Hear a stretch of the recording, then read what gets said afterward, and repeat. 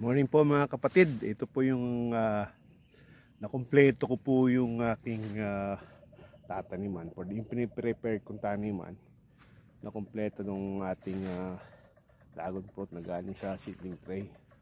And then, pansin nyo, yan, may mga suloy na. At the same time, tinatali ko na rin sa trellis. So, lalagay po natin dyan is bakal para matibay kasi loaded siya dahil marami. So yesterday, yung ginawa ko, so nilalagyan ko na ng mga tali para lumapit dun sa kawayan. So tali na sila. So paki-comment naman po dun sa mga expert and ask ako ng mga payo sa inyo, so sa mga expert na. So yan ang ginawa ko, yan. Natalian na natin. And basically, halos lahat may equal na sila. May suloy na. So maliban sa ilang piraso na wala. So all in all, it is more than 60 na dragon fruit na.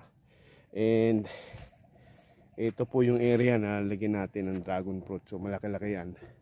Like I said, I need maybe 2,000 na dragon fruit para malagyan natin to. So instead of coconut and banana, lagyan na rin natin ng dragon fruit. So I also have some papaya. So yung area na yon, yun yung dati kong tinatamnan, medyo magubat na.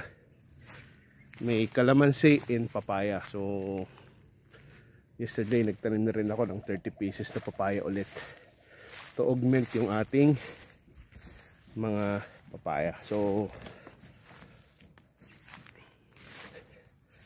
ayan, yung ating tinanim yesterday. Ito. Hindi ko na muna dinilig kasi mataas man ng moisture. So yung papaya doon na tinanim ko parang 2 months ago, namumulaklak na po sila. Then we have calamansi. So hahawanin ko pa tong area na to continue yung calamansi and papaya planting. So dito papaya, calamansi, and the other side is dragon fruit. Have a nice day.